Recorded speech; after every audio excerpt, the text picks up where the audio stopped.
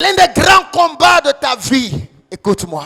Ce combat auquel tu es confronté, l'apôtre dit, il n'est pas selon la chair. Tu m'entends? Il dit, ce combat n'est pas selon la chair. Tout le monde te voit en chair bien. Mais il dit, ce combat, il est selon l'esprit. Allons dans la suite du texte pour que vous compreniez. Reviens sur le texte initial pour qu'ils comprennent. À partir du verset 4 jusqu'au verset 5. 2 Corinthiens 10, à partir du verset 4. Car les âmes avec lesquelles nous combattons ne sont pas charnelles. Commence le verset 3 pour qu'ils comprennent la logique. Si nous marchons dans la chair, nous ne combattons pas selon la chair. Car les âmes avec lesquelles nous combattons ne sont pas charnelles, mais elles sont puissantes par la vertu de Dieu pour renverser des forteresses. Pour renverser les forteresses. Reprends. Car les âmes avec lesquelles nous combattons ne sont pas charnelles, mais elles sont puissantes par la vertu de Dieu pour renverser des forteresses. Nous renversons les raisonnements. Les raisonnements. Et toute hauteur qui se lève contre la connaissance de Dieu. Et nous amenons toute pensée captive à l'obéissance de Christ. Que le Saint-Esprit m'aide à développer cette section. Elle est très importante. Ce texte parle du combat spirituel. Le combat spirituel n'est pas dans ta chair.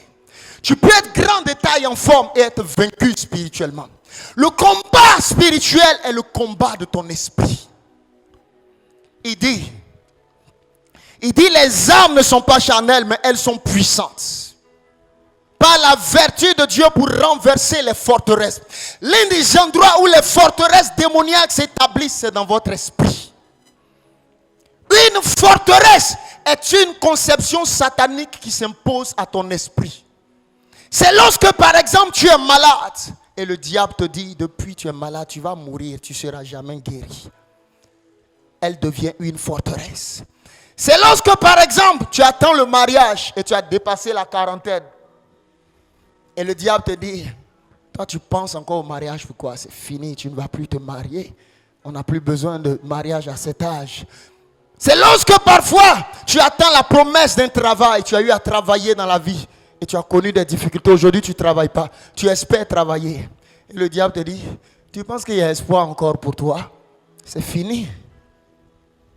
Les forteresses sataniques sont des hommes forts établis dans votre esprit. Et quand une forteresse s'établit en vous, bien-aimés, votre foi n'arrive plus à se déployer. Le combat est le combat de ta foi contre la forteresse satanique que Satan veut établir dans ton esprit.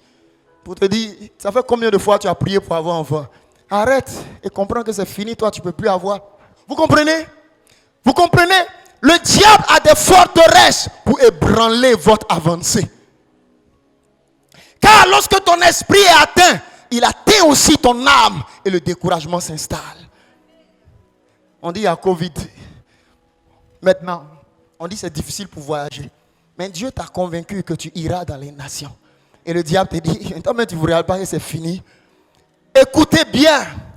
Ne laissez pas les forteresses sataniques s'établir dans votre esprit. Les forteresses de Satan sont des âmes terribles qui peuvent paralyser, détruire toute la vie d'un géant. Je ne sais pas ce à quoi tu es confronté. Oui, les circonstances du monde aujourd'hui ne sont pas faciles. Oui. Les temps ne sont pas faciles. Financièrement, ce n'est pas facile. Socialement, ce n'est pas facile. Et dans tout cela aussi, la santé. Aujourd'hui, quelqu'un peut tomber malade le matin, le soir. Pouf. Les temps ne sont plus comme avant. Oui, il faut qu'on se dise la réalité. Et le diable est en train de vous mentir pour vous dire, telles les choses sont devenues dures. Comment tu vas faire?